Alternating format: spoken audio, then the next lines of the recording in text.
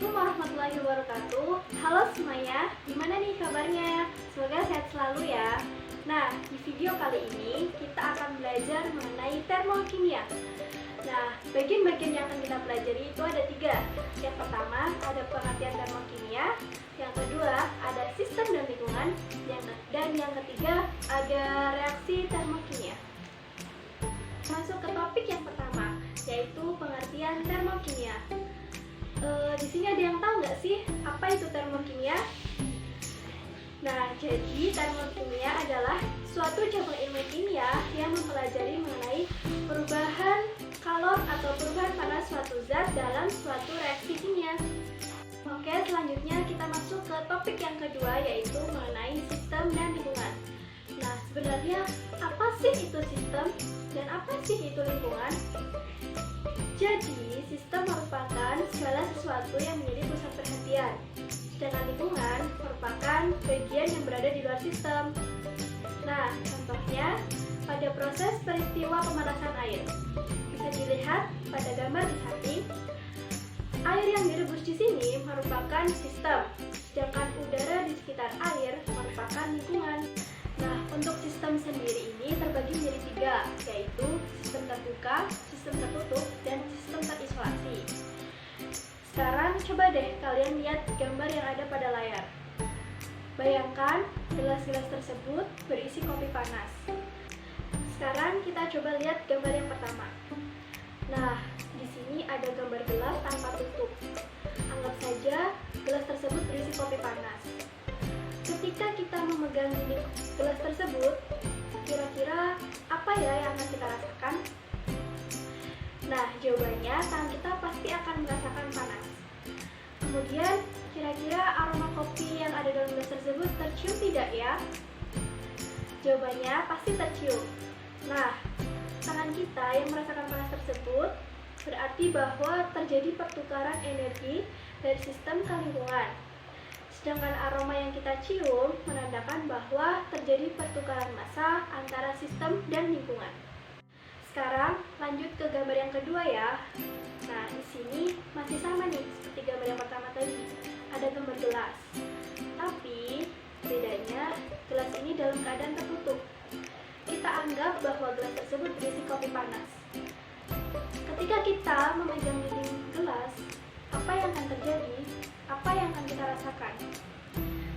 Tangan kita tentu akan merasa panas. Kemudian, apakah aroma dari kopi tersebut akan tercium? Jawabannya tidak. Hal ini karena gelas tersebut dalam keadaan tertutup. Nah, rasa panas yang kita rasakan tadi menandakan bahwa terjadi pertukaran energi antara sistem dan lingkungan. Sedangkan aroma kopi yang tidak tercium tadi menandakan bahwa tidak terjadinya pertukaran materi antara sistem dan lingkungan. Oke, yang terakhir ada sistem terisolasi. Nah, sekarang kalian perhatikan gambar termos di samping. Anggap saja termos ini juga berisi kopi panas seperti pada gelas yang tadi. Nah, ketika kita pegang dinding termos tersebut, apakah tangan kita akan merasakan panas? Dan apakah aroma dari kopi tersebut akan tercium? Jawabannya, tangan kita tidak akan merasakan panas dan aroma kopi tersebut tidak akan tercium. Hal ini menandakan bahwa pada sistem terisolasi tidak terjadi pertukaran energi maupun pertukaran materi antara sistem dan lingkungan. Sekarang kita masuk ke topik yang ketiga, yaitu ada reaksi termokimia. Nah, untuk reaksi termokimia sendiri dibagi menjadi 2, yaitu ada reaksi eksoterm dan yang kedua ada reaksi endoterm. Reaksi eksoterm di sini juga biasanya disebut sebagai reaksi pelepasan kalor.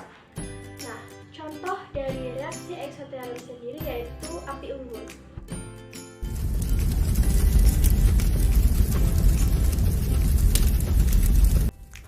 Sekarang pertanyaannya, mengapa api unggun merupakan reaksi eksoterm? Nah, teman-teman di sini pasti sudah pernah melihat api unggun kan? Sudah pernah merasakan berada di sebelah api unggun. Nah, ketika berada di sebelah api unggun ini, kira-kira apa